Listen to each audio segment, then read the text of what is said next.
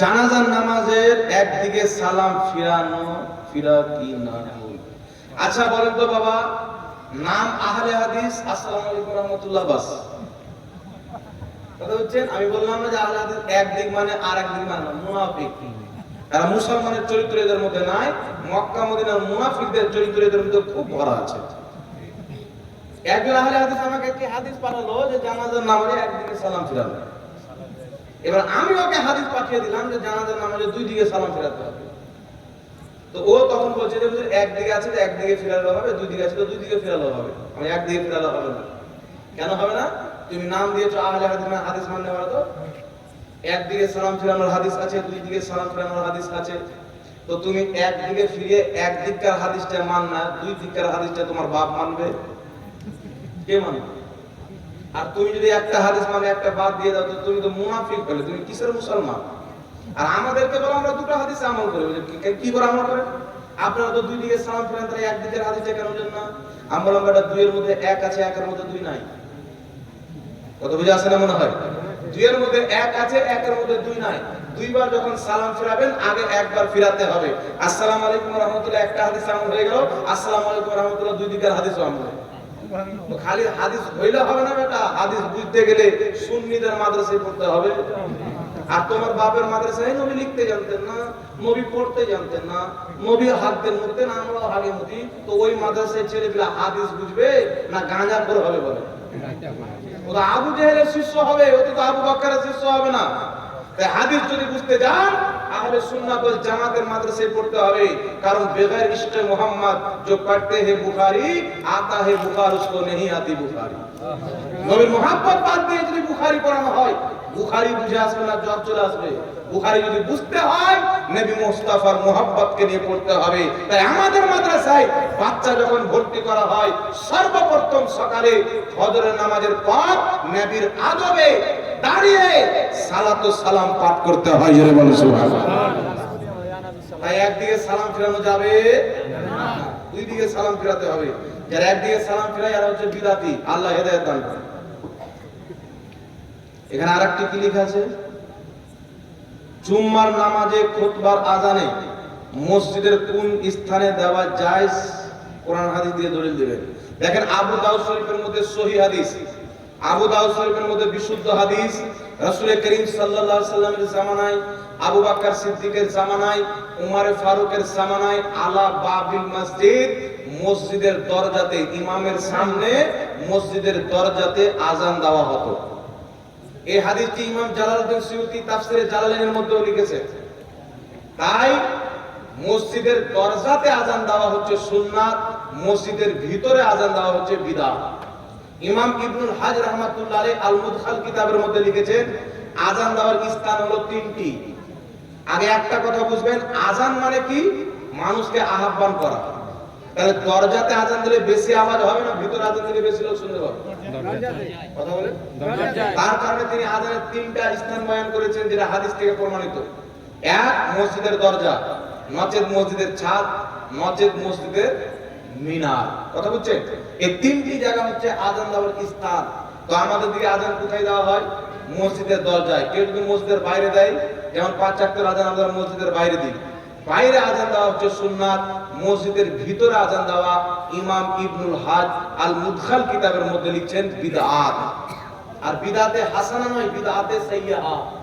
তাই ফুকাহায়ে কেরাম বলেন লা ইউআজ্জানু ফিল মসজিদ, মসজিদের মধ্যে কোনো আজান চলবে না মসজিদের মধ্যে।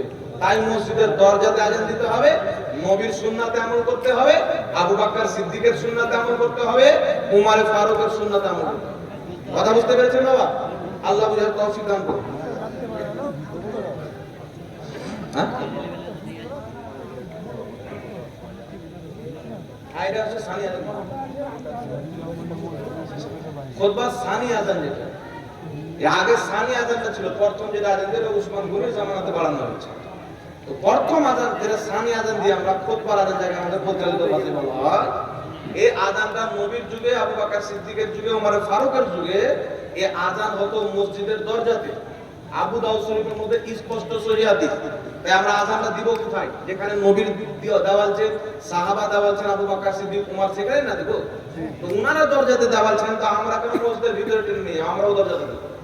ইমাম ইবনুল হাজ বলেছেন কেউ যদি মসজিদ টেনে নিয়ে ভিতরে আযান দেয় এটা হলো বিদআত। আর আপনার কাজ ফাতাওয়া কাজে কার মধ্যে রয়েছে লা ইউআজ্জানু ফিল মসজিদ, মসজিদের মধ্যে কোনো আযান নাই। তাই আযান দিতে হবে কোথায়? মসজিদের দরজাতে। এটাই হচ্ছে খুতবা, যেটা আযান দিই মসজিদের দরজাতে দেওয়া সুন্নাত, সেখানে আযান দিবে। নচেত মসজিদের শেষ কাতারের দিকে গিয়ে আযান দিবে ইমামের সামনে। বুঝতে পেরেছেন? আসসালামু আলাইকুম। নামাজ পড়ার সময় শাহাদাতের আঙ্গুল অনেকক্ষণ নড়ানো ব্যাপারে সঠিক নিয়ম কি? বাইহাকি শরীফের মধ্যে হাদিস, ইমাম নববী হাদিস থেকে সহিহ বলেছেন, আলবানী হাদিস থেকে সহিহ বলেছেন, আরো অনেক ইমাম নিবামী সহিহ বলেছেন, ইমাম তাহাবী সহিহ বলেছেন, কয়েকজন ইমাম সহিহ বলেছেন।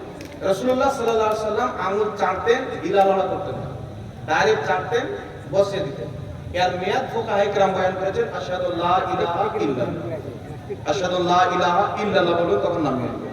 এটা হচ্ছে সুন্নাত, লড়ানো নয়। নবী লড়াননি, আমরাও লড়াবো।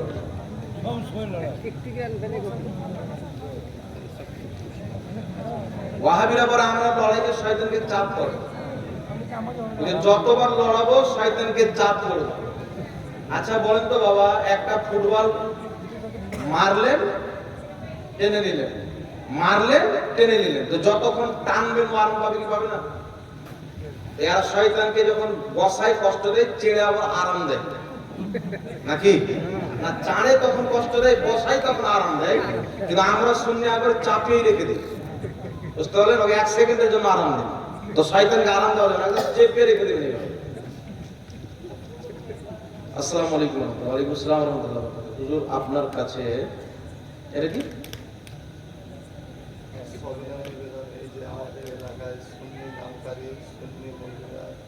বলছে মাসলাকে আবার কি মাসলাকে আলা হযরত জিন্দাবাদ বলা যাবে না, এই সুন্নিদের যোগ্য জবাব দিয়ে। আচ্ছা, কিছু সুন্নি মাওলানা আছে, তারা বলতে চায় যে মাসলাকে আলা হযরত আবার কি। একটি কথা মনে রাখবেন, মাসলাকে আলা হযরত এই জন্য বলা হয়, আজ থেকে 150 বছর পূর্বে দেওবন্দি এবং লামাযহাবীরা কিছু আকীদা মুসলমানের মধ্যে দিচ্ছে। যেমন নবীর পরে নতুন নবী জন্ম নিতে পারে, নবীর জ্ঞান পশু পাখির মতো, শয়তানের জ্ঞান বেশি, নবীর জ্ঞান কম। আল্লাহ তাআলা মিথ্যা বলতে পারে, নবী মরে মাটির সাথে মিশিয়ে গেছে। নবী হোক ওলি হোক, আল্লাহর শানের সামনে সব চামার চাইতেও নোংরা। আল্লাহ ছাড়া কাউকে মানা যাবে না। নামাজে গরু ছাগলের শরণ আসলে নামাজ হয়ে যাবে, নবীর শরণ আসলে নামাজ হবে না। এইরকম হাজারো নাপাক আকীদা কিতাবে লিখে মুসলমানের মধ্যে ভরছিল। এই সমস্ত আকীদার জবাব দিয়েছেন আলা হযরত 1000 চাইতে বেশি কিতাব লিখে। বলুন সুবহানাল্লাহ। 1000 চাইতে। আলা হযরত যদি কিতাব না লিখতেন, না আসতেন, আজকে সুন্নি কাকে বলে ভারত, বাংলাদেশ, পাকিস্তানে খুঁজে পাওয়া যেত না। এই সমস্ত নোংরা আকীদার মুখে তালা মেরেছেন আলা হযরত। তখন থেকে আকীদার নাম কি রাখা হয়েছে? মাসলাকে আলা হযরত। মানে যারা বলবে এই জামানায় ফিতনার যুগে ওয়াহাবির মোকাবেলায়, লামাযহাবির মোকাবেলায়, কাদিয়ানির মোকাবেলায়, শিয়ার মোকাবেলায়, খারিজির মোকাবেলায় যে মাসলাকে আলা হযরত জিন্দাবাদ, তারাই হলো নবীর মাসলাকে চললে বলা। সুবহানাল্লাহ। আচ্ছা বলেন তো বাবা, আল্লাহর দেওয়া মাসলা কি? খাতামান নবীন, নবীর পরে নবী আসতে পারে না। নবীর দেওয়া মাসলা কি? লা নবিয়া বাদি, আমার পরে কোনো নবী আসবে না। এটা আল্লাহ রাসূলের দেওয়া মাসলা, ঠিক না বেঠিক?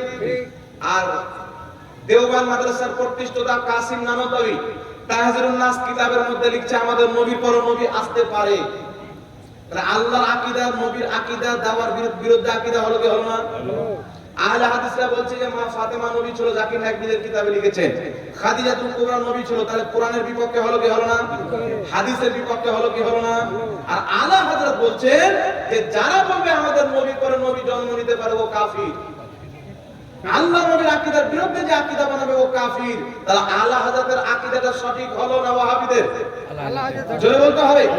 তাই যেই ব্যক্তি বলল মাসলাকে আলা হযরত জিন্দাবাদ, ওই ব্যক্তি আল্লাহর কোরআনের মাসলাকে জিন্দাবাদ বলল, নবীর হাদিসকে জিন্দাবাদ বলল। সুবহানাল্লাহ। কথা বুঝে আসছে?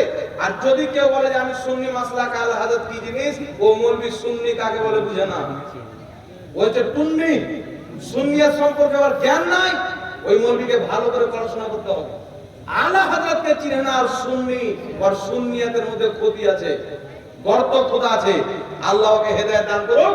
এইরকম মৌলবীকে নিজের মসজিদের ইমাম রাখবেন না, এইরকম মৌলবীকে মাদ্রাসার শিক্ষক রাখবেন না, এইরকম মৌলবীকে সুন্নি মনে করে নিজের বাড়ির কোনো মাহফিলে দাওয়াত দিবেন না। যে আলা হযরতকে চিনে না ও সুন্নিয়াতকে চিনে না। কথা বুঝে আসছে না বাবা? মাসলাকে আলা হযরত জিন্দাবাদ মানে আমাদের নবী পরে কিয়ামত পর্যন্ত কোন নবী আসবে না জিন্দাবাদ। মাসলাকে আলা হযরত জিন্দাবাদ আল্লাহ মিথ্যা বলা থেকে পাক, এই কথাকে জিন্দাবাদ বলা। মাসলাকে আলা হযরত জিন্দাবাদ মানে আল্লাহর পরে সবচাইতে জ্ঞানী নবী মুস্তাফা জিন্দাবাদ। মাসলাকে আলা হযরত জিন্দাবাদ বলা মানে নবীকে বড় ভাই বলা যাবে না, জিন্দাবাদ বলা। মাসলাকে আলা হযরত জিন্দাবাদ বলা মানে নবী মুস্তাফা জিন্দা আছে, এই আকীদাকে জিন্দাবাদ বলা। সুবহানাল্লাহ। কথা বুঝে আসছে না বাবা? তাই মাসলাকে আলা হযরত মানে আলা হযরতের রাস্তা আকীদা জিন্দাবাদ। আলা হযরতের আকীদাই হচ্ছে খাজা গরিব নওয়াজের আকীদা। মাসলাকে আলা হযরত মাসলাকে খাজা গরিব নওয়াজ, মাসলাকে গৌসে আজম, মাসলাকে ইমামে হুসাইন, সাহাবায়ে কেরামের মাসলাককে যদি আজ বর্তমানে দেখা যায় লা মাযহাবি ওয়াহাবি কাদিয়ানি খারজি সবারই সামনে ওই মাসলাক মাত্র হচ্ছে মাসলাকে আলা হযরত। তাই আমরা কি বলি? মাসলাকে আলা হযরত জোরে বলতে হবে, মাসলাকে আলা হযরত জিন্দাবাদ। আল্লাহ বুঝার তৌফিক দান করুক। তাহলে কেউ যদি সুন্নি হয়ে আলা হযরতকে না চিনে আর সুন্নিয়াতে কমতি আছে, এর থেকে বেঁচে থাকবে। এ হচ্ছে সুলহা কুল্লি। আর কিছু সুলহা কুল্লি বেরিয়েছেন বাবা, মালদা থেকে কিছু সুলহা কুল্লি বেরিয়েছে। এরা বলতে চায় যে ওয়াহাবি যা আছে সবারই জবাই করে খাও, সবার সাথে বিয়ে দাও। বুঝছেন? সুন্নি নামের সুলহা কুল্লি। আর সুলহা কুল্লি হলো সবচেয়ে ডেঞ্জার। সুলহা কুল্লি মানে কি? পায়খানাও পাক, ভাতও পাক, একে বলে সুলহা কুল্লি। আল্লাহ বলেন লা ইয়াসতাবি আসহাবুন নারি ওয়া আসহাবুল জান্নাহ। জান্নাতি আর জাহান্নামী কোনদিন বরাবর হতে পারে না, এক হতে পারে না। ৭৩ এর মধ্যে ৭২টি জাহান্নামী, একটি জান্নাতি। ৭২ জাহান্নামী, একটি জান্নাতি কোনদিন এক এবং বরাবর হতে পারে না, কিয়ামত পর্যন্ত হবে না। কেউ যদি বলে সবাই ঠিক, ও হচ্ছে আরেকটি জাহান্নামী ফিরকা।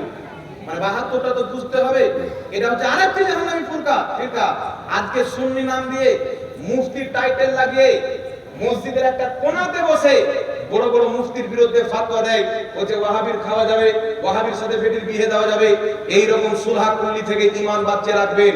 গুস্তাখ রাসূলকে বেটি দেওয়াও হারাম, তার বেটি লাওয়াও হারাম। কথা বুঝতে পারছেন পারেননি বাবা? আকীদা মজবুত রাখতে হবে, আবু ওবেদার মতো আকীদা রাখতে হবে। আল্লাহ কোরআন পাকে বলেছেন, হাবিব সাহেব কি আয়াত আছে? লা তাত্তাখিযু আবাআকুম ওয়া আউলিয়া।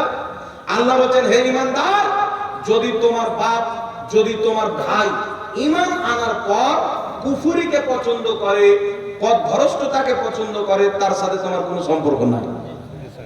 আপন বাপ হোক, আপন ভাই হোক, সুন্নি জামাত ছেড়ে যদি ওয়াহাবি জামাতে চলে যায়, আল্লাহ বলছেন তার সাথে তোমার কোনো আপোষ নাই। তাহলে আমরা আপোষ রাখবো বাবা? আমাদের কাছে আল্লাহ আগে না বেটা আগে? আল্লাহ রাসূল আগে না বেটি আগে?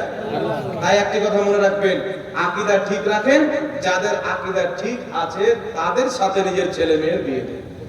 বুঝতে পেরেছেন? আর মাসলাকে আলা হযরত প্রতি কায়েম থাকতে হবে। আর এই যে সুলহা কুল্লি মৌলবি বেরিয়েছে, এই সুলহা কুল্লিগুলো থেকে নিজের ঈমানকে বাঁচাইতে হবে। কথা বুঝতে পেরেছেন কি পারেননি? আল্লাহ হেফাজত করুক। আর কিছু জানাজার পরে দোয়া করা যাবে কি যাবে না? একটি কথা মনে রাখবেন, একটি হলো আম হুকুম, একটি হলো খাস হুকুম। যেমন নফলি নামাজ রাতে আপনি কয় রাকাত পড়বেন? যত রাকাত পারেন তত পড়েন। কথা বুঝছেন? কিন্তু আপনি যদি বলেন জোহরের নামাজ আমি 6 রাকাত পড়বো, হবে? ফরজ নামাজ হবে? তো এটা হচ্ছে খাস হুকুম। জোহরের নামাজ 4 রাকাত ফরজ, মাগরিবের 3 রাকাত, ফজরের 2 রাকাত, এশা আসরের 4 রাকাত। এটা হচ্ছে খাস হুকুম। এর মধ্যে 1 রাকাত কোনো মাইলাল ঘটাতেও পারে না, কেউ বাড়াতেও পারে না। কিন্তু নফলি নামাজ আপনি যত পারবেন তত পড়েন, কেউ আপনাকে রুখতে যাবে না। 300 রাকাত, 400 রাকাত যত পারেন। আর বড় বড় আল্লাহর নেক বান্দারা 400 রাকাত পড়েছেন, 500 রাকাত পড়েছেন, এটা প্রমাণিত। যেমন ইমামে আজম আবু হানিফা এক রাতে 500 রাকাত নফলি নামাজ পড়েছেন। তাই নফলি নামাজ আপনি যত পারেন তত পড়েন। তো জানাজার পরে দোয়া করা, কিছু দোয়া আছে রাসূলুল্লাহ ফিক্স করে যে বাথরুমে যাবেন এই দোয়া পড়বেন, সাফারে যাবেন এই দোয়া পড়বেন। আর কিছু দোয়া রাসূল পাক আম হুকুম করে দিয়েছেন, মুসলমানের যেখানে প্রয়োজন পড়বে সেখানেই করবে। যেমন মুজামুল কাবির লিতাবরানির মধ্যে হাদিস, ইমাম হাইসামি মাজমুউজ জাওয়াইদের মধ্যে হাদিসটি উল্লেখ করে হাদিসটিকে সহিহ বলেছেন। রাসূল পাক বলেছেন, যেখানে মুসলমান একত্রিত হবে, যেখানে মুসলমান দলবদ্ধভাবে সবাই মিলে আল্লাহর কাছে হাত তুলে দোয়া করবে, একজন দোয়া করবে, বাকি সবাই আমিন বলবে, আল্লাহর প্রতি ওয়াজিব হয়ে যাবে দোয়াকারী যা চাইবে তা দেওয়া। সুবহানাল্লাহ। রাসূল পাক বলেছেন, যেখানে মুসলমান দলবদ্ধভাবে আল্লাহর কাছে হাত তুলে দোয়া করবে, একজন দোয়া করবে, বাকি সবাই আমিন বলবে, আল্লাহর প্রতি ওয়াজিব হয়ে যাবে তারা যা চাইবে তা দেওয়া। এই মর্মে রাসূলুল্লাহ অনেক হাদিস রয়েছে। আরেক জায়গায় রাসূল পাক বলেছেন, যেখানে মুসলমান দলবদ্ধভাবে হাত তুলে দোয়া করবে, একজন দোয়া করবে, বাকি সবাই আমিন বলবে, আল্লাহ তাআলার কাছে তারা যা চাইবে আল্লাহ তাদেরকে তাই দিবে। সুবহানাল্লাহ। এই হুকুম হচ্ছে রাসূলুল্লাহর আম হুকুম, খাস নয়। যেখানে মুসলমান জমা হবে, আজকে জালসায় হয়েছে, জালসায় সম্মিলিতভাবে হাত তুলে দোয়া করা যায়। নামাজে মুসলমান জমা হয়, নামাজে সম্মিলিত দোয়া করা যায়। নামাজের পরে জানাজাতে মুসলমান একত্রিত দলবদ্ধ হয়, জানাজার নামাজের পরে সবাই মিলে হাত তুলে দোয়া করা যায়। দাফন করার পরে মুসলমান যদি জমা থাকে, দাফন করার পর সবাই মিলে হাত তুলে দোয়া করা যায়। দোকান উদ্বোধনে, নতুন বাড়িতে মুসলমান যদি বরকতের জন্য একত্রিত হয়ে দোয়া করে, এই একত্রিত দোয়া আমার নবী কিয়ামত পর্যন্ত জায়েজ করে দিয়েছে। যেখানে মুসলমান একত্রিত হবে তারা সবাই মিলে দোয়া করবে, জায়েজ আমার নবী করে গেছেন। এখন যদি কোনো বুদল মুন্সি বলে ফজরের পরে করা যাবে না, জানাজার পরে করা যাবে না, তাহলে তাকে দেখাইতে হবে যে আমার নবী বলেছে যেখানে মুসলমান দলবদ্ধ হয়ে হাত তুলে দোয়া করবে আল্লাহ তাদের দোয়াকে অবশ্যই কবুল করবে, কিন্তু ফরজ নামাজের পরে বাদ দিয়ে আর জানাজার নামাজের পরে বাদ দিয়ে, এটা দেখাইতে হবে। কিন্তু কিয়ামত পর্যন্ত দেখাতে পারবে না। আর নবী আমার আম হুকুম করেছেন, কেউ যদি কোনো জায়গাতে বাধা দেয়, নবীর হাদিসকে সে সীমাবদ্ধ করতে চাইলো, ও হলো বিদআতি। তো ফরজ নামাজের পরে যারা নামাজ দোয়া করতে বাধা দেয়, দোয়া করাকে নাজায়েজ মনে করে, তারাই হলো অরিজিনাল বিদআতি। যারা দোয়া করে তারা নবীর হাদিস মাননেওয়ালা সুন্নতি। সুবহানাল্লাহ। জানাজার নামাজের পর হোক, যেখানেই হোক, মুসলমান সবাই মিলে হাত তুলে দোয়া করবে। এই হাত তুলে দোয়া করা হচ্ছে নবী মুস্তাফার হাদিসের হুকুম। একটু জোরে বলতে হবে সুবহানাল্লাহ। কথা বুঝতে পেরেছেন বাবা? তার জন্য জানাজার নামাজের পরে সাহাবা, সুনানুল কুবরা লিল বাইহাকির মধ্যে দুটি হাদিস রয়েছে জানাজার অধ্যায়ে। হযরতে আলী জানাজার নামাজে সালাম ফেরানোর পরে দোয়া করতেন, হযরতে আবু হুরায়রা জানাজার নামাজের পরে সালাম ফিরিয়ে দোয়া করতেন। সুনানুল কুবরা লিল বাইহাকি জানাজার অধ্যায়ে হাদিস। তাহলে সাহাবা জানাজার নামাজে সালাম ফেরানোর পরে দোয়া করেছেন, তাহলে আমরা দোয়া করে নাজায়েজ হবে না সাহাবার সুন্নাত এমন হবে? কথা বলে। তাই জানাজার নামাজের পরে দোয়া করা সুন্নাতে সাহাবা। আমরা সুন্নি, সুন্নাতে চলি, তাই সুন্নি। না নবীর সুন্নাত ছাড়বো না সাহাবার সুন্নাত ছাড়বো। হ্যাঁ, তো দোয়া করবে তো কাতারটা ভেঙে দোয়া করো। কি করবে? কাতার ভেঙে কেন দোয়া করব? যেন বাইরে থেকে দেখনেওয়ালা ব্যক্তি এটা না মনে করে জানাজা এখনো চালু আছে। কথা বুঝতে পেরেছেন? জানাজার নামাজ হয়ে গেল, কাতারটাকে ভেঙে দেন, তারপরে দোয়া করেন, সুন্নাতের প্রতি আমল হবে। কথা বুঝতে পেরেছেন? এটা শুধু জায়েজ নয়, বরং করতে হবে, সাহাবা করেছে। কথা বুঝতে পেরেছেন? আর কারো কিছু জানার আছে? আপনাদের কারো কিছু জানার আছে? আচ্ছা, যাক, একটা জিনিস আর ছুটে গেছে বাবা।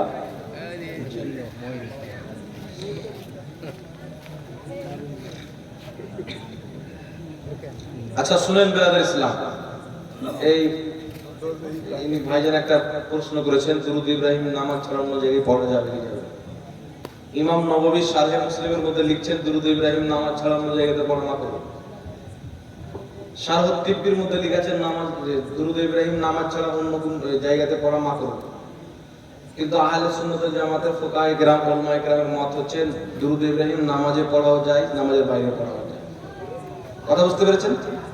দুরূদ ইব্রাহিম নামাজের ভিতরে পড়েন তবুও সওয়াব, নামাজের বাইরে পড়েন তবুও সওয়াব। তবে কোন ব্যক্তি যে এটা যদি মনে করে যে দুরূদে ইব্রাহিম ছাড়া অন্য কোন দুরূদ নাই, ও হলো নিকৃষ্ট বিদআতি। কথা বুঝতে পেরেছেন? আর আমরা যে দুরূদ পড়ি আল্লাহুম্মা সাল্লি আলা সাইয়্যিদিনা মাওলানা মুহাম্মদ শুরু করে, এই দুরূদকে অনেক লামাযহাবী বিদআতি দুরূদ বলতে চায়। কেন? ওই যে দুরূদ ইব্রাহিম নবী থেকে প্রমাণিত, এই দুরূদটা নবী থেকে প্রমাণিত নাই। তো প্রত্যেক আহলে হাদিস নবীর নাম নিলে পড়ে সাল্লাল্লাহু আলাইহি ওয়াসাল্লাম, পড়ে কি পড়ে না? তাহলে সাল্লাল্লাহু আলাইহি ওয়াসাল্লাম কেন পড়লে দুরূদ ইব্রাহিম পড়ো? জি, তো লামাযহাবী আমরা যে দুরূদ পড়ি, এই দুরূদটাকে বিদআত যারা বলে লামাযহাবী, আমার চ্যালেঞ্জ, যেই সূত্রে যেই কায়দাতে এই দুরূদকে নিয়ে আমাদেরকে বিদআতি বলবে, লামাযহাবীর 14 গোষ্ঠীকে যদি বিদআতি প্রমাণ না করতে পারে, তো আমার নাম চেঞ্জ করে দেবে। ওদের যত ইমাম আছে, ওদের ফতোয়া অনুযায়ী তারা সবাই বিদআতি, কারণ সবাই নিজের কিতাবে খুতবার পর নিজের নিজের বানানো দুরূদ লিখেছে, দুরূদ ইব্রাহিম লিখেছে।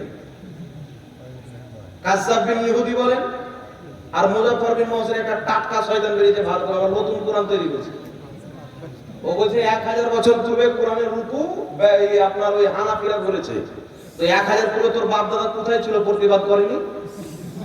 এর মানে তো বুঝা গেল তুই ইংরেজদের জন্ম সন্তান, তোর তো অস্তিত্ব ছিল না, তোর তো জন্মটাই বিদআত, তোর তো জন্ম নিয়েছিস জাহান্নাম যাওয়ার জন্য, তুই হানাফিদেরকে কেন আগুন দেখাচ্ছিস? এ বলছে আপনাদেরকে একটা নতুন কোরআন উপহার দেব। আর বাপ ইবনে তাইমিয়া নতুন কোরআন বুঝলো না, আলবানি এই কোরআন পড়ে জাহান্নাম চলে গেল, ইবনে তাইমিয়া এই কোরআন পড়ে জাহান্নাম চলে গেল, লামাযহাবী দলের প্রতিষ্ঠাতা মুহাম্মদ বিন আব্দুল্লাহ আল-মাহদি এই কোরআন পড়ে জাহান্নাম চলে গেল। আর আজকে বেটা 2024 সালে নতুন কোরআন উপহার দিবে যারা জাকির নায়েকের কলমা পড়েছে তাদেরকে, নবীর কলমা পড়েছে ও সুন্নিদেরকে নয়। আমাদের জন্য যেই কোরআন সাহাবার যুগ থেকে চলে আসছে, এই কোরআনটাই আমাদের জন্য যথেষ্ট, কারণ আমরা নবীর কলমা পড়েছি, সাহাবার তরিকা মানে। আর যারা ইহুদির তরিকা মানে, তোরা নতুন কোরআন বানাও, হাদিস বানাও, আমার বাপ দাদার কি কথা বুঝতে পেরেছি কি করেননি বাবা? তো এদেরকে কেউ মুসলমান মনে করে বলেন না, যারা মুসলমান। ইসলামের সাথে লামাযহাবী, দেওবন্দি, কাদিয়ানী এদের কোনো সম্পর্ক নাই। এদের আকীদা নবীর পরে নবী আরা বানিয়েছে। তাহলে কেউ যদি আমাদের নবীর পরে নতুন নবী বানায়, ইসলামের সাথে তার সম্পর্ক থাকতে পারে না। নবীর আকীদাকে যদি শিরিক বলে, ইসলামের সাথে তার সম্পর্ক থাকতে পারে না। সাহাবার আকীদাকে শিরিক বলে, ইসলামের সাথে তার সম্পর্ক থাকতে পারে। তো লামাযহাবী, দেওবন্দি, কাদিয়ানী এদের সম্পর্ক ইসলামের সাথে নাই, এরা মুসলমান নয়।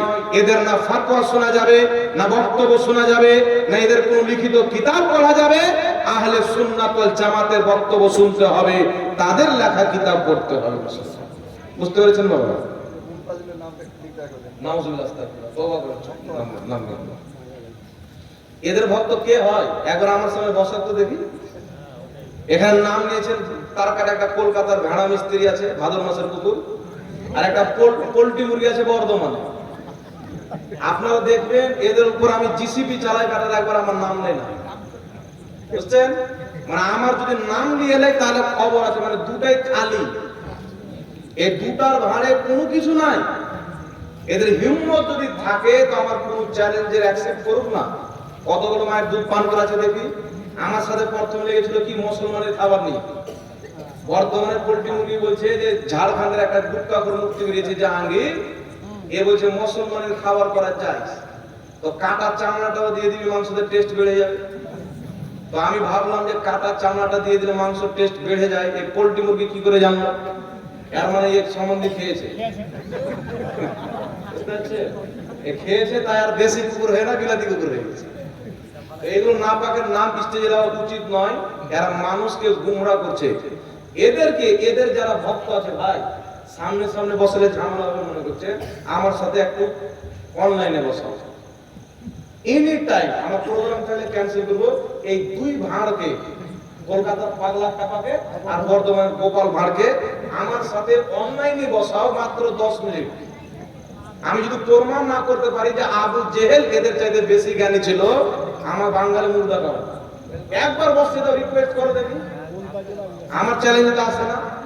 এরা হচ্ছে ওই যে ফাঁকা ময়দানে গোল দেন, প্লেয়ার নেই, গোল দিয়েছে যে বাবা আমি জিতে নিয়েছি। তো কামাল তো তাকে বলে যে প্লেয়ার থাকা সাথে গোল দিবে না, কি বলে?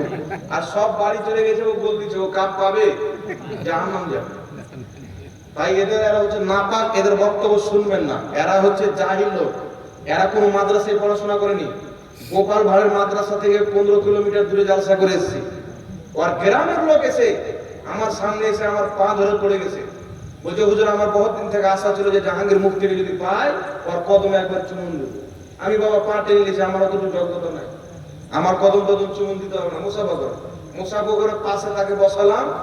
বলছে যে হুজুর কিছু জানে না, ওর মাদ্রাসাতে ও কোরআন পাক দেখে নাজেরা পড়ায়, উর্দু কিতাব পড়ানোর ক্ষমতা নাই, আরবি কিতাব তো দূরে থাক, উর্দু পড়ার ক্ষমতা নাই। আমাদের মাদ্রাসায় যে ইবতদায়ী ছেলে পড়ে ওদের কিতাব পড়ানোর ক্ষমতা নাই। আর স্টেজে ডায়লগ দিবে, মুকেশ আম্বানির বেটা ওকে বিয়েতে দাওয়াত দিয়েছে, সালমান খানের ভাই সোহেল খানের সাথে ওর ধাক্কা লেগে গেছে, আর পাগলা কুত্তা হয়ে গেছে। এই একটা বোকা গাধা, আর এর কথা যারা বিশ্বাস করছে ও বোকা গাধা। ওকে মুকেশ আম্বানির বেটার বিয়েতে দাওয়াত দিয়েছে, চিন্তা করেন। এ ডাহা মিথ্যাকে পর্যন্ত এদের গাঁজা মুকাল্লিদরা বিশ্বাস করে। আল্লাহ এদেরকে হেদায়েত দান করুক, সকল বলেন আল্লাহুম্মা আমিন। এরা হচ্ছে জাহিল, এদের বক্তব্য শুনবেন না। এদের যদি কেউ ভক্ত থাকে, মরার আগে একবার আমার সাথে বসিয়ে চেক করে নাও, আর নাহলে মরে গেলে কিন্তু দ্বিতীয়বার আল্লাহ চান্স দিবে না। এখন আমিও বেঁচে আছি, তারাও বেঁচে আছে, একবার চান্স দিয়ে বসিয়ে দাও, প্রমাণ করে দেবো ইনশাআল্লাহ। আমি 100% নবীর স্টেজ থেকে গ্যারান্টি দিয়ে বলছি, কোন মায়ের লাল জন্মলে নিজের সুন্নিদেরকে ভুল প্রমাণ করবে। একবারে দুই ভাড়কে আমার সামনে বসিয়ে ট্রাই করে নাও, মরার আগে জান্নাতের পথ তুমি পেয়ে যাবে সঠিক পথ। আর যদি অন্ধ ভক্ত হয়ে মরে যাও, ওরাও জাহান্নামে, তুমিও যাবে জাহান্নামে, আমার তাতে কি আছে? দুইজন ব্যক্তি ছেড়ে দিয়েছে, স্বামী ও স্ত্রী বর্তমানে স্বামী সালাফি হয়ে গেছে, স্ত্রী এখন হানাফি হয়েছে, স্ত্রী বর্তমানে কি করবে? ওই মহিলাকে সংসার করা যাবে?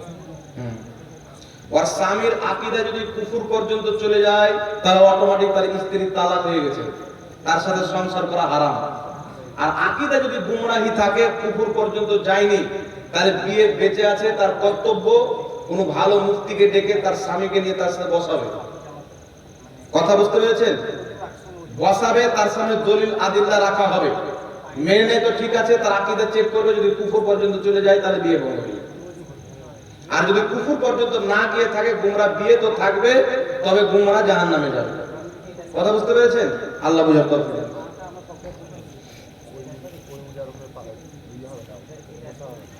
কাপড়ের মোজার উপরে যে মাথা করে না, কাপড়ের মোজার উপরে মাসা করা হচ্ছে বিদআত।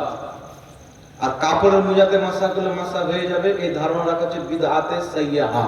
সুন্নাতের খেলাফ যেটা হয় ওটাকে বলা হয় বিদআত। চামড়ার মোজাতে মাসা হয়, যেটা নবীর জামানাতে মোজা ছিল চামড়া। বুঝতে পারলে তো? লা মাযহাবি সুবিধাবাদী, এদের তো রাতে স্বপ্ন দোষ হয়ে গেলে ওইটুকু ধুয়েলেন, নামাজ পড়লেন, গোসলের কোনো প্রয়োজন নাই। তো এই সুবিধাবাদী ধর্ম ইহুদি খ্রিস্টানদের দেওয়া ধর্ম থেকে বেঁচে থাকবে। এদের নিকটে যেইগুলো পশু পাখির মাংস খাওয়া হালাল, এগুলো পশু পাখির পেশাব এবং পাখানা হালাল পবিত্র। এদের কিতাব হাদিয়াতুল মাহাদির মধ্যে লেখা আছে। মুরগির গোও পাক, আপনার ছাগলের পেশাব গোবরও পাক। তো আমি ভাবলাম আলহামদুলিল্লাহ, খুশকিসমত আমাদেরকে আল্লাহ সুন্নি বানিয়েছে। মুরগা আমাদের কপালে, পায়খানা ওদের কপালে। আল্লাহ জাতিকে হেদায়েত দান করুক। খ্রিস্টান পর্যন্ত, মানে এই যে আপনার দেখেন একটা রাম রহিম বাবা আছে, দেখেছেন? বাবা রামদেব নাম শুনেছেন? ওর কিছু কোম্পানি আছে, প্রত্যেকটা জিনিসে গরুর মুখ মিশিয়ে রাখে। তাই যত বড় অসুখ হোক না কেন, ওর ট্যাবলেট আমরা জিন্দেগিতে খাই না। গরুর মুখ খেলে ওদের ব্যায়াম ভালো হয়, গরুর গোবর খেলে ওদের ব্রেন ফ্রেশ হয়ে যায়। ওরকম হচ্ছে আহলে হাদিস জাতি, জন্ডিস যদি হয় এদের উটের মুখ খেলে ভালো হয়ে যায়। এদের মধ্যে আর ওদের মধ্যে তফাৎ কি থাকলো বাবা? গরুর পেশাব হোক, পাখানা হোক, যেমন হিন্দুদের নিকটে জায়েজ, এদেরও নিকটে জায়েজ। এদের মধ্যে হিন্দুদের এদের বেশি মেয়ে। আল্লাহ এদেরকে হেদায়েত দান করুক, সকল বলেন আল্লাহুম্মা আমিন। তাই ব্রাদার ইসলাম, আহলে সুন্নাত ওয়াল জামাতই হচ্ছে সচ্চা পাক্কা আশিকে রাসূল, নাজাত প্রাপ্ত দল। আল্লাহ এই দল আমাদেরকে কায়েম রাখুক, এই দল আমাদেরকে মৃত্যু দান করুক, সকল বলেন আল্লাহুম্মা আমিন। এখানে আপনারা দেখছেন আমার ভাই মাওলানা হারুন রশিদ সাহেব আছেন, হাজরাতের নাম কি? আবুল আলম মারুফ ভাই আছে, তারপরে জিয়াউর রহমান ভাই আছে, আরো উলামায়ে কেরাম রয়েছে। আপনারা ইনাদের সাথে যোগাযোগ রাখবেন। নিজের ঈমানকে কেউ বিক্রি করবেন না। কেউ যদি ভুল আপনাকে বুঝায়, তাকে ডাইরেক্ট বলবেন যে আমরা ডক্টরি পাস করিনি, যে আমরা অপারেশন করতে জানি। যারা আমাদের পাস করা মুফতি আছে, তোমাদের কে হুজুর আছে নিয়ে এসো, আমাদের মুফতিরা বসবে। যদি তোমাদের মুফতি প্রমাণ করতে পারে, তারপরে কথা হবে। আমাদের সামনে গান বাজিয়ে লাভ নাই, বলতে পারবেন তো? হিম্মত থাকলে আমাদের মৌলবীর সামনে বসবে, মুফতির সামনে বসবে। বুঝতে পেরেছেন? আল্লাহ আপনাকে বুঝার তৌফিক দান করুক। আর এই ইহুদি খ্রিস্টান দাড়ি টুপিওয়ালা এদের থেকে ঈমানকে বাঁচিয়ে রাখবে। একটা প্রশ্ন এক ভাই আর করেছেন, এটা উত্তর দিয়ে আমি শেষ করে দিচ্ছি। প্রশ্ন করেছেন মা বাপের কদমে চুমু খাওয়া যাবে কি যাবে না? মা বাপের কদমে চুমু খাওয়া ইবাদত, হক্কানি পীর মাশায়েখদের কদমে চুমু খাওয়া ইবাদত, কোন বুজুর্গ ব্যক্তি হক্কানি আলিমের কদমে চুমু খাওয়া ইবাদত। আমি মাত্র দুটি হাদিস শুনিয়ে দিচ্ছি। ইবনে মাজাহ শরীফের মধ্যে হাদিস, দয়াল নবী মায়ের নবীর দরবারে কিছু সাহাবী আসলেন, ইয়া রাসূলুল্লাহ আমরা আপনাকে সাজদা করতে চাই। রাসূল পাক বলেন আল্লাহ ছাড়া কাউকে সাজদা করা যাবে না। তখন তারা নবীর কদম বসি করার অনুমতি নিলেন, তারা নবী মুস্তাফার কদমকে চুমুন দিলেন। সহিহ হাদিস। তারপরে চলে আসেন আল আদাবুল মুফরাদের মধ্যে সহিহ হাদিস, যে হাদিসকে আলবানী আবু দাউদের টিকাতে হাসান হাদিস বলেছেন। হযরতে আলী রাদিয়াল্লাহু তাআলা আনহুর নিকটে তিনার চাচা হযরতে আব্বাস আসতেন, তিনি নিজের চাচা হযরতে আব্বাসের কদমকে চুমুন দিতেন। তাহলে চাচার কদম চুমুন দেওয়া যদি জায়েজ হয়, তাহলে মা বাবার জায়েজ হবে কি হবে না? কথা বলে। তার কারণে বুজুর্গ ব্যক্তি, পিতা মাতা, চাচা, দাদা, উস্তাদ, পীর মাশায়েখ এদের কদমে চুমুন দেওয়া হচ্ছে মুস্তাহাব, হযরতে আলীর সুন্নাত। বুঝতে পেরেছেন? ইন্তিকালের পরও চুমুন দিতে পারে, কোনো অসুবিধা নেই। মা মারা গেছে, মায়ের কদম ধরে চুমুন দিলে কোনো সমস্যা নাই। দেখেন এবার বসুন, বলুন কবরের পায়ের দিকে চুমুন দিতে পারেন কি পারেন না? ইমাম ইবনে হাজার আসকালানী রাহমাতুল্লাহ লিখেছেন আল্লাহ ওয়ালাদের কবর, পিতা মাতার কবর চুমুন দেওয়া যায়। কথা হচ্ছে লা মাযহাবীদের ইমাম কাজী শাওকানী নাইলুল আওতার কিতাবের মধ্যে লিখেছেন আল্লাহ ওয়ালাদের মাজারকে চুমুন দেওয়া যায়, তবে উত্তম হলো তাদের কবরকে না চুমুন দেওয়াটা হচ্ছে বেশি উত্তম।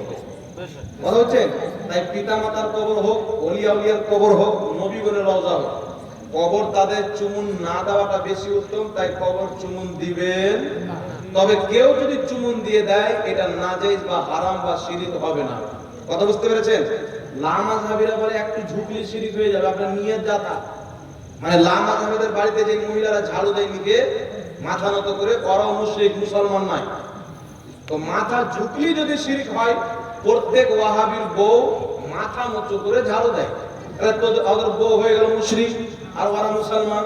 তো বউ না হলে স্বামী, দুইজনের মধ্যে একজন যদি শিরক করে বিয়ে ভঙ্গ হয়ে যায়। তাহলে আহলে হাদিসের মধ্যে অধিক অংশ বাচ্চা তো হারামজাদা হবে, তাদের কত মূল্য। কথা বুঝতে পারছেন? তো প্রত্যেক ঝুঁকাটা বাবা শিরক নয়। কথা বুঝতে পেরেছেন কি পারেননি? কোন আল্লাহ ওয়ালার সামনে কদম চুমুন দেওয়ার জন্য আপনি ঝুঁকলেন, হাত চুমুন দেওয়ার জন্য ঝুঁকলেন, এটা শিরক হবে না, কারণ এটা হচ্ছে সম্মানে। ইবাদতের নিয়তে ঝুঁকলে শিরক, সম্মানের নিয়তে ঝুঁকলে ইবাদত সওয়াব। কথা বুঝতে পেরেছেন কি পারেননি? আল্লাহ বুঝার তৌফিক দান করুন। একজন নামাজ আদায় করতে বলে না ঝুঁকলে শিরক, ওকে কিছু বললাম না, ও যখন যাচ্ছে তো ওই চুরচুরি ওরা চাপ্পাল করে আছে, তো চাপ্পালের চুরচুরিটা লাগার জন্য ঝুঁকেছে। আমি বললাম তুই তো চাপ্পালের সামনে ঝুঁকে শিরক করলি। ওই যে হুজুর আমার নিয়ত ইবাদতের ছিল না, তা আমরা ইবাদতের নিয়তে ঝুঁকি। ওস্তাদের হাত চুমুন দিয়ে আদবে, সম্মান, পিতা মাতার কদম চুমুন দিয়ে সম্মানে, পীর মাশায়েখের কদম চুমুন দিয়ে সম্মানে। হযরতে আলী চুমুন দিয়েছে। আচ্ছা বলেন তো হযরত আলী শরীয়ত বেশি বুঝতেন না ওয়াহাবী শরীয়ত বেশি বুঝে? হযরতে আলী নিজের চাচার কদম মুসি করেছেন, উনি নবীর শরীয়ত নিয়েছেন। এইজন্য আমি বলতে চাই ওয়াহাবীদের শরীয়ত আলাদা, নবী এবং সাহাবার শরীয়ত আলাদা। কথা বুঝতে পেরেছেন? নবী এবং সাহাবার শরীয়ত মেনেছে সুন্নিরা, ইহুদি খ্রিস্টানের শরীয়ত মেনেছে তারা। আল্লাহ বুঝার তৌফিক দান করুন। সকল আল্লাহুম্মা আমিন। আল্লাহ সকলকে হেদায়েত দান করুন।